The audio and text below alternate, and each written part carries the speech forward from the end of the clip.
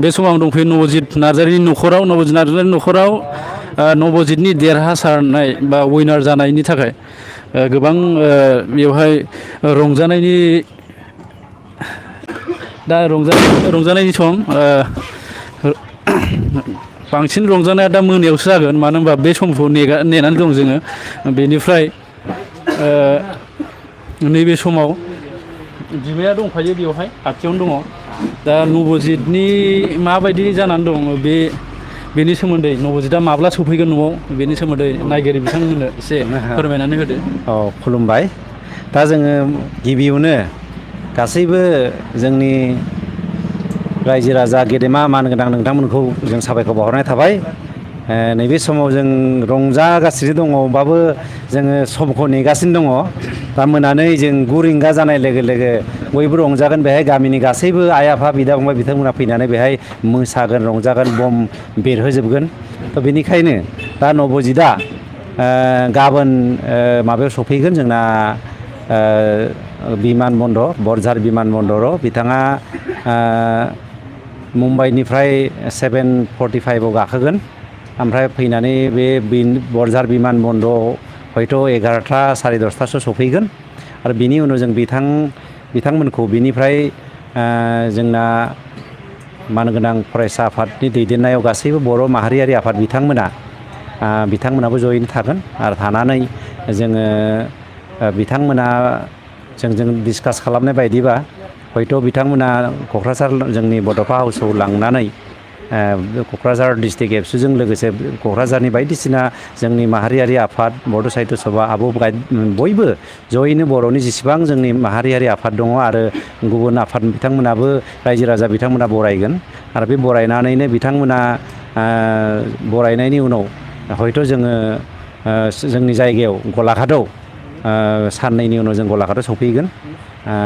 थ' बेखौनो रायजो राजानि सिगाङाव जों फोरमायबाय।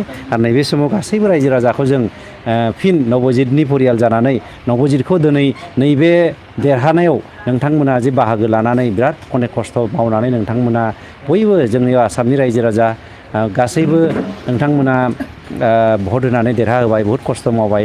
बिनि थाखाय आं रोजा रोजा साबायखर बावदों नबजितनि परियाल जानानै। आरो दिनै नबजितआ जोंनिल' नङा नोंथांमोननि जा सारा आसामनि जोंनि नबजितआ बर' हारिनिनो सासे फिसा आरो सारा आसामनि फिसा। आरो इयुनफोरावबो नबजितखौ जाहाथे नोंथांमोना बिदिनो अननांगोन बोर होनांगोन सालायलांनांगोन। आरो नोंथांमोना बर'नि जानानैनो जों नबजितखौ जोङो जेसेबां हायो मुंदांखा खालामनो थाखाय आसामनि मुंदांखा खालामनो थाखाय जों परियाला नबजितखौ जों दैदेनलांगोन। गोजोननाय थाबाय नबजित बिमायनिफ्राय। बिथाङा नबजित बिमाय नीलकान्त बसुमतारी आरो नामा दा नैबे समाव आङो बेयाव दंखायो जोंहा नबजित फंबायनि थाखाय गोबां माने जायगा गिदिंलाबायहैनानै माने भट नागिरनाय जोंहा जायगायाव बिथांखौ बास्केट होननानै बुङो। बिथाङा जोबोद पपुलार बास्केट नामजों बयबो सिनायो बेखौ गलाघाटआव। दा बे समाव नबजितआ जे उइनार जाबाय देरहाबाय मा फोरमायगोन बेनि सायाव रंजानाय दंना गैया गोसोआव दुखु नुदों जे दा जोंथ' दा गलाघाट डिस्ट्रिक्ट जानानै बा जोंनि सानखाथि गामि जानानै जोङो बहुद गोजोननाय मोन्दों देरहासार जानायखाय। दा बिथाङा सफैयोब्ला दिनै मोनसे श' दङ। बे श'खौ नायनानै जोङो ओरैबायदि रंजानो नागिरदों माने रायजो राजाफ्रा फैगोन। बेनि थाखायनो जों दा बुंनो हायाखै आरो जिबायदि जों रंजानो गोसो जादों। दा दामग्रा देग्रा थाबा जों दा रंजासिगौमोन। मोनायाव मा आइटेम दं आइटेमाथ' दा बुंसै आरो रायजो राजाफ्रा दा नुगोन लाइभआव। जोंथ' बहुद माने दामनाय माने मादों आरो आइजो अनसायफोराबो मोसाफैगोन। ओमफ्राय एसे एनै सोलिगोन रायजोफ्रा जानाय लोंनाय सोलिगोन। बिनि थाखायनो नोंथांमोना दा मोनाफ्राव लाइभखौ नायदो। बिनि थाखाय आं नोंथांमोनखौ रायजोफोरखौ गुरैयै खावलायनाय जाबाय। गोजोन्थों। गोजोननाय थाबाय बिथांसिम। आरो जों खाथियाव दंफायो बिथाङाबो जायगानो দাদা পৰা অকণমান সুধিব বিচাৰিম এতিয়া নৱজিত যে উইনাৰ হ'ল আপুনি এতিয়া কেনেকৈ লাগিছে এতিয়া মনত মই প্ৰথমে সকলো অসমবাসী ৰাইজক ধন্যবাদ জ্ঞাপন কৰিছোঁ আজি সকলো সহযোগত আজি আমাৰ সাংঘাতি আমাৰ সুসন্তান নৱজিত নাৰ্জাৰীক যে আজি এই ডান্স ইণ্ডিয়াৰ লিটল মাষ্টৰ জয় কৰাৰ বাবে তেখেতলোকক মই মোৰ তৰফৰ পৰা আন্তৰিক শুভেচ্ছা জ্ঞাপন কৰিছোঁ আৰু তেখেত খুব সম্ভৱ আমাৰ মাজত অতি সোনকালে উপস্থিত হ'বহি।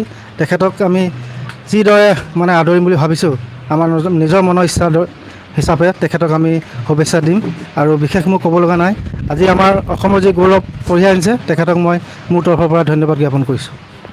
धन्यबाद थागिल दादाफोरा आरो आं सासे नायबावदों रुपेन ब्रह्म होननाय बेबो माने ओरैबा ओरै खारथिं बिराद भट नागिरदों माबासिम सहैदों नामा बे जरहाटसिम सहैदों बियो भट नागिरनानै बिथाङा दा मा साननानै दं दा मोनायाव बेदर दंना गैया बेखौसो साननानै दं नामा? नोंगौ जोबोद गोजोननाय नांदों रिजाल्टखौथ' फ्राय जों मोनथिबाय जे खस्थ' खालामनायनि फिथाइया जेब्लाबो मा होनो बेखौ फेलें जाया होननाय रावा थार। खस्थ'खौथ' जथेस्थ' बानायबाय जोङो थाङै ओरैबा ओरैहाय खुन शिबसागर बर्डारसिम सहैलायनाय जादों जोङो भट बियै बेनो मोजां नांदों खोथाखौ खोनानानै जे उइनार जे जाबाय। गतिके बिसिबां खस्थ' बानायदों गुथे आसामबासि रायजोफोरा बेखौ जोंनि गोसो गोरबोनिफ्राय गोबां साबायखर बावनाय थाबाय। थ' थेंक इउ आरो गाबोन हयथ' बरायनानै लायनायाव गुवाहाटिसिम जों सहैगोन गुवाहाटिनिफ्राय बरायनानै लाबोनोसै थ' बेनो। गोजोन्थों रुपेन ब्रह्म बिथांनिफ्रायबो आरो दंबावो माने बे जोंहा नबजित फंबायखौ देरहासार जाहोनायाव बिथांनिबो बिराद बिहोमा दङ। सासे दैदेनगिरि बिथाङा UBPनि गलाघाट जिल्लानि माने गाहाय नेहाथारि बिथाङा दा बे समाव रायजो राजाफोरनिसिम मा गोजोननाय जासिहरगोन? गोजोननाय थाबाय बड'लेण्ड रादाबनिसिम। सिगाङावनो जोङो गासै आसामनि इउटुब चेनेलसो इउटुब चेनेल बिथां जोंहा सोमदोन बसुमतारी फंबाय बिथांखौ गोजोननाय जासिबाय। बिथाङा जोंनि बे नबजित नार्जारिनि देरहानायनि बेलायाव जा जेसेखिनि बिथाङा नबजितनि जानानै अर्गेनाइज खालामनाय जोंहा इलेक्ट्रनिक मिडियाफ्रावबो जेसेखिनि बिथाङा फोसावदों फोसावगिरि महरै थ' बेनि थाखाय बिथांखौ जों सिगाङावनो साबायखर बावनाय थाबाय। आरो दा अब्लाबो बिथांनि इउटुबनि चेनेलजोंबाबो आं गासै सारा आसामनि रायजो राजाखौ आं मोनसे साबायखर बावनो नागिरदों। गासै रायजो राजानि अननाय आरो आशीर्बाद होनाय भट होनायनि थाखायनो दिनै नबजित नार्जारिया देरहासार जादों उइनार जानो हादों। थ' बेनिखायनो गासै रायजो राजा बिथांमोनखौ जोङो नबजितनि जानानै साबायखर बावनो थाग्रोबाय। आरो लोगोसे जों आसा फारिदों बेबायदियैनो जोंनि बर'निफ्राय मोजां मोसाखावरि मेथाइ रोजाबगिरि आरो इयुनावबो ओंखारबाय थागोन। थ' बेनिखायनो जोङो जाय माहारियारि आफाद गासै रायजो राजा नोंथांमोना जिथुनाखि बे मोसानाय आरो दामनाय देनाय बायदि बेलायाव जोंनि जाखांफुनाय सेंग्रा सिख्ला बिथांमोनखौ जेरैबायदि इनकारेज खालामबोदों थ' बेनिखायनो दिनै जोंनि गेजेराव सासे मोजां मोसागिरि सासे मेथाइ रोजाबगिरिबो फ्राय जों नुनो मोन्दों जोंनि बर'नि गेजेरावनो बर'नि फिसायानो फ्राय बेबायदि मोजां नेसनेल टिभिफोरावबो नेसनेल चेनेलफोरावबो बिथांमोना देरहासार जाबोनो हाबोबाय थादों। बे जाबाय जोंनि गासै बर' हारिनिनो दैदेनगिरि बिथांमोना जिबायदि खाबु होदों बिथांमोनखौ मोसानायनि दामनाय देनाय मेथाइ रोजाबनायनि बेनिखायनो बिथांमोना जानो हादों होननानै जों सानदों। आरो इयुन समावबो बिथांमोननि जानायनो जोंनि बर' हारियाबो आं सानदों बुहुमाव मोनसे सिनायथि मोनगोन।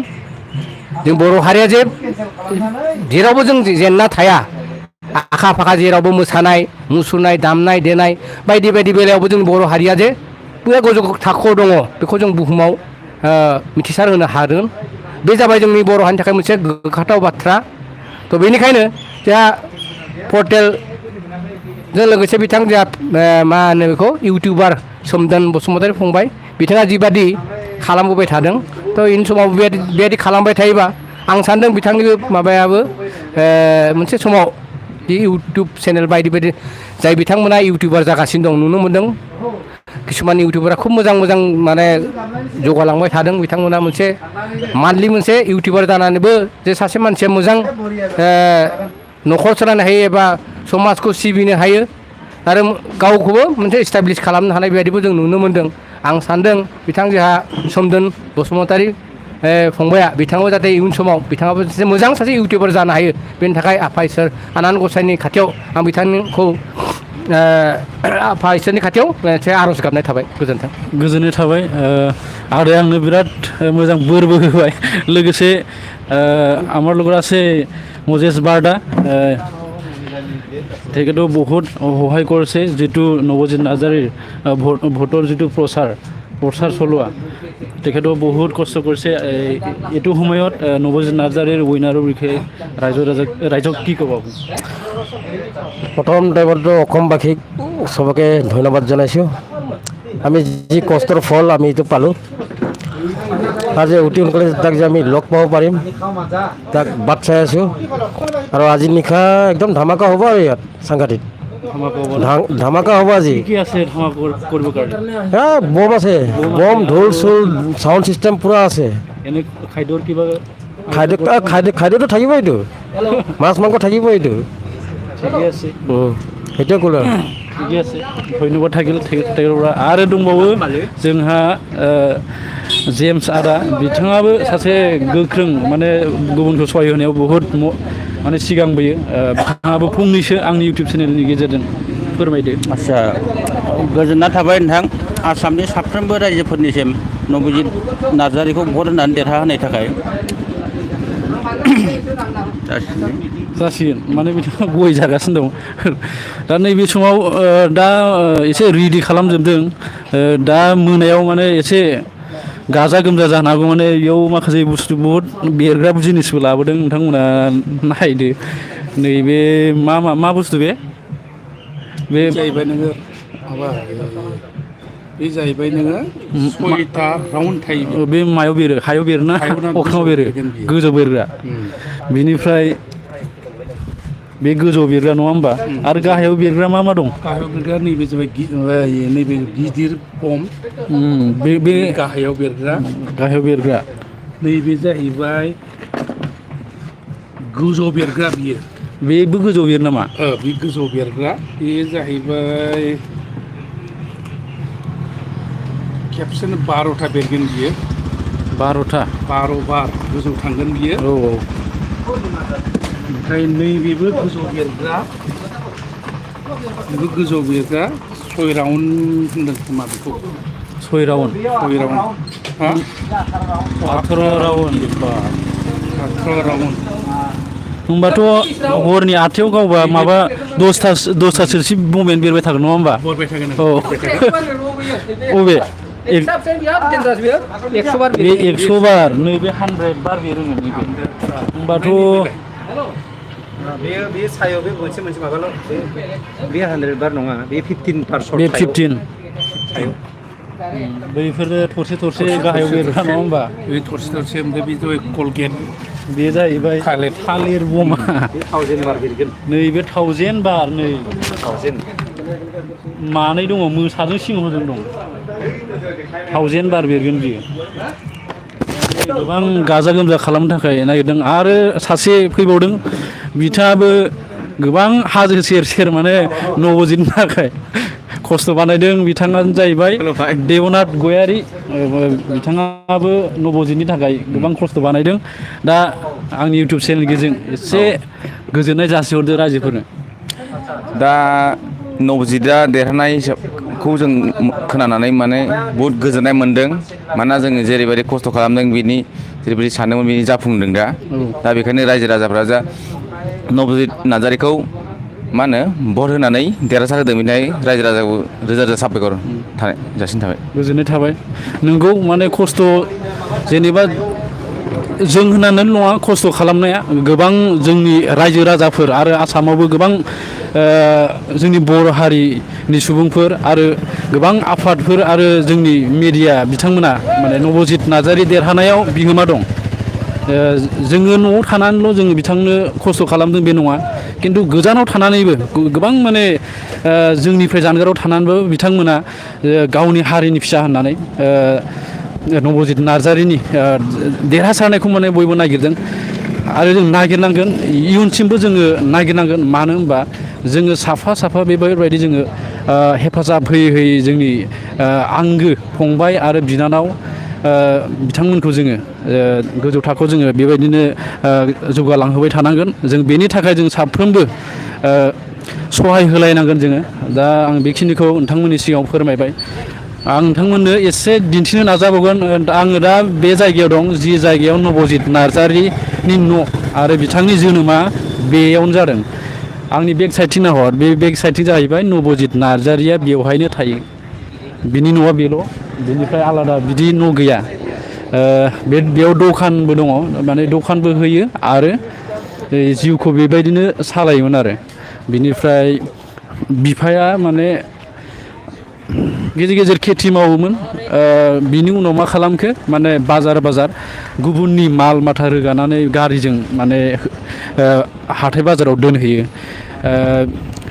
बियो गाव गारि सालायनो रोङो आरो बे गारि सालायनो रोंनायजोंनो बिथाङा गावनि न'खरखौ सामलायदों होनांगोन दिनै फिसालायाथ' माहारियारि थाखोआव सहैबाय नंगौ न'खरा जोबोर गोरिबमोन नाथाय दिनै नबजित नार्जारि फंबाय 9 बोसोर बैसोनि जिथु बिथांनि नाजानाय आरो मोसानाया दिनै बिथांनि नैबे गेग्रेब न' होननांगोन बे गेग्रेब न'खौ बयबो आसामनि गोबां मिडियाफ्रानो बेवहाय फैनानै नागिरफैनांगौ लगिया जादों जाहोना बेनो बिथांनि फिसाज्ला नबजित नार्जारिया दिनै माने जाफुंसार जानो हादों होननांगोन आरो बेवहाय गासैबो बर' रायजो राजा आइ आफा बिदा फंबायनि बिहोमा दं आं बेखौनो आं फोरमायबाय आङो बेखौ फोरमायनानै एसे सानखाथिनि लकेसन जायगाखौ एसे आं नोंथांमोननो दिन्थिगोन आं राउन्ड मारिनानै नैबे जाहैबाय सानखाथि लकेसन बिनि ससे बेयाव दालां मोनसे दङ बे दालां खाथियावनो बिमाय नीलकान्त बसुमतारिनि न' आरो बेवहायनो बिब' नीलकान्त बसुमतारि आदानि फिसाजो रानि बसुमतारि बेजों बांसिन नबजित नार्जारि फंबाया थायोमोन आरो बेजोंनो माने थुलुंगानायखौ मोन्दोंमोन बांसिन फरायनाय लिरनाय गेलेनाय बांसिन बे बिब'जोंनो गेलेबाय थायोमोन न'आवथ' एसे बिजियाव थायोमोन बिफायाबो बहुद बिजियाव थायोमोन बिमाया दखानावनो थाबाय थायोमोन गेलामाल दखान होयोमोन नाथाय दाथ' जेबो गैला होनदों दखाननि माल जेबो गैला माने सामलायनोबो एसे दिगदार जाबाय मानो होनबा फंबायनि थाखाय दा बे समाव नोंथांमोननो आं आरो बे साइडथिं दिन्थिहरगोन बे नैबे रडआ जाहैबाय डिमापुर थांग्रा रड सर्टकाट रड बियो बे सर्टकाट रड बे रडआ ओरैजाय नैबे लामाथिं थांगोन बे लामाथिं थांनाया जाहैबाय बै नागालेण्ड हाजोआथ' ओरैजाय नांफैयो ओरैजाय नाङै जरहाटसिम नांहैयो नङा होमबा नैबे गलाघाटजों ओरै डिमापुरजों नांबोनानै नै ओरै थांनानै जरहाटसिम सहैगोन बियो बे हाजोआ बारा गोजान नङा बे 3 किल'मिटारबो जानाय नङा जाफ्रामनो हागौ खिन्थु सिद्दायै नायोबा 3 किल'मिटार जागोन बियो बारा गोजान नङा बियो बे नागालेण्ड हाजोआ बेवहाय जों बेरायहैयो गेजेर माने मिथिंगायारि थासारिखौ नायनो मोजां मोनो दा नैबे बे रडआ माने बिराद सर्ट माने बेवहाय नागालेण्डनि बे हाजोआव नागालेण्डनि गोबां बिथांमोना दङ बे लामाजोंनो थाङो डिमापुर थांनोबा बे लामाजों थाङोबा माने नोंथाङा जोबोद थाबैनो माने डिमापुराव मोनहैगोन आरो दैयां दै मोनसे दङ बे दैयां दैयाव ब्रिजबो जाबाय बे दैखौ बारनानैनो ओरै बरपथार सिल'नि जानानै डिमापुर थांनो हायो दा नोंथांमोना आं बेखिनिखौ आं देखायबाय दा एसे आङो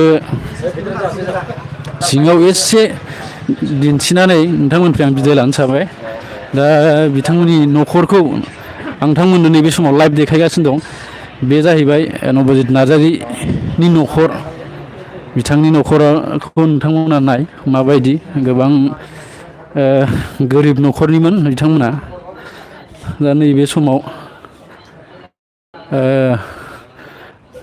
आङो दिन्थिगोन नबजित नार्जारिनि आंगो बिब' दङ बेवहाय दंफैयो न'खराव दा रावबो गैया ओंखायनो एसे मानसि फैबाय थानायखाय नायनो थाखाय बिब'आ दंफैयो न'आव दा नबजित नार्जारियाथ' देरहाबाय नङा होमबा नंगौ नैबेनो जाहैबाय नबजित नार्जारिनि बिब' मा मुंमोनलाय आरति बर' बेनो जाहैबाय नबजित नार्जारि DID लिटिल मास्टाराव दा उइनाराव देरहासार जानो हानाय बिनि आंगो बिब' नबजितआ देरहाबाय नङा होमबा दा रायजो राजाफोरनिसिम एसे गोजोननाय जासिहर माने खुलुमबाय रायजोफोर आं नबजितनि बिब'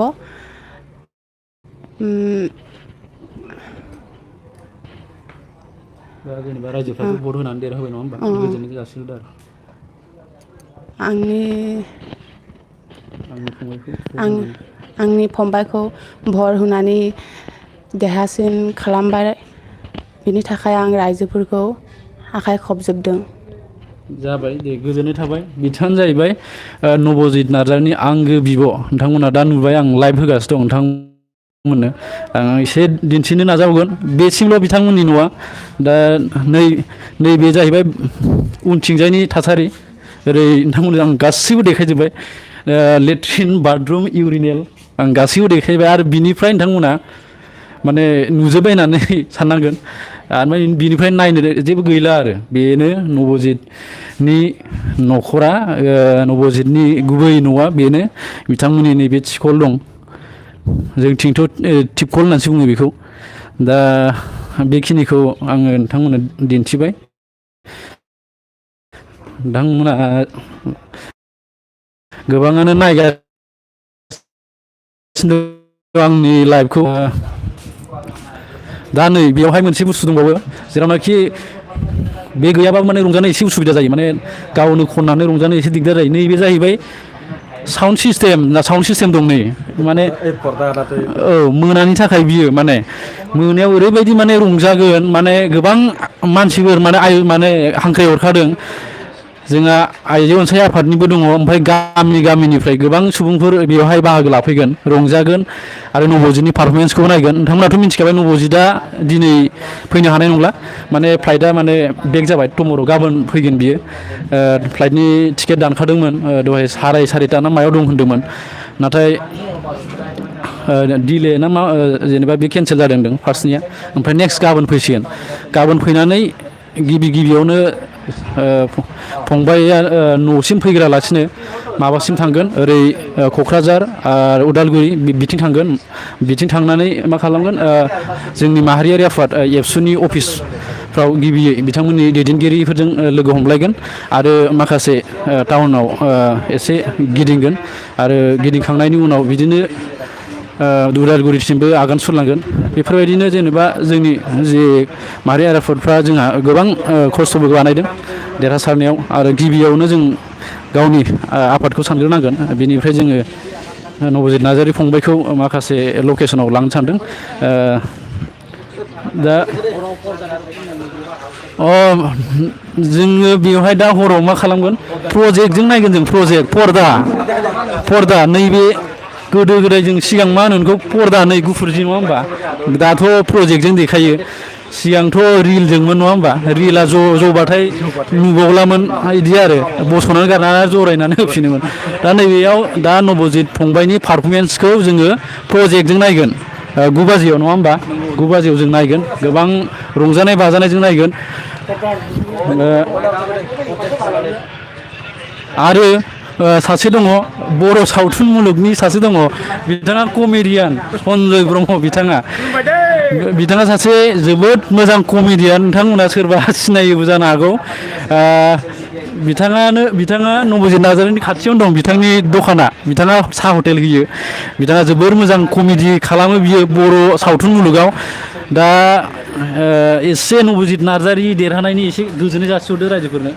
नबजित नार्जारिनि मोसानाय माबानायखौ मोजां मोननानै मा बुंबावनोब्रा बुंनांगौ जेबो उनाव बुंसै दे रायजोफोर दे। बिथांना कमेडिखा नालाय कमेडियानो बाराद्राय बेना। आदसा जायखिजाया आरो बेयाव नै पर्दानि मालिकबो दंबावोसो बिथाङा जाहैबाय जि पर्दा देखायगोन बेनि बिथाङा मालिक।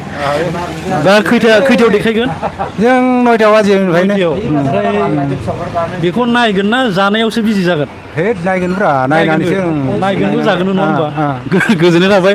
माने बेराफारसे ओरै जागोनबो ओमफ्राय नायग्राया नायबायबो थागोन आरो माने रंजानाया रंजाबाय थागोन। दा आङो बेखिनियावनो जाय आंनि बे इउटुब चेनेल लाइभखौ नायगासिनो दं नोंथांमोनसिम आङो गोजोननाय आरो अननायखौ आं जासिहरग्रोबाय। दा नैबे समाव आङो दान्दिसे नोंथांमोनसिम आं बिदाय लानो सानबाय। बेखिनिखौनो आं फोरमायनानै आंगोनि बयबो इउटुब आंनि नायगिरि नोंथांमोन आरो जोंनि हारि अनफावरि गासैबो रायजो राजा नोंथांमोनखौ नैबे समाव आंनि अननाय आरो खुलुमनाय जासिनानै आङो नोंथांमोननिफ्राय बिदाय लाथ'बाय। गोजोन्थों। जै बर' हारिनि।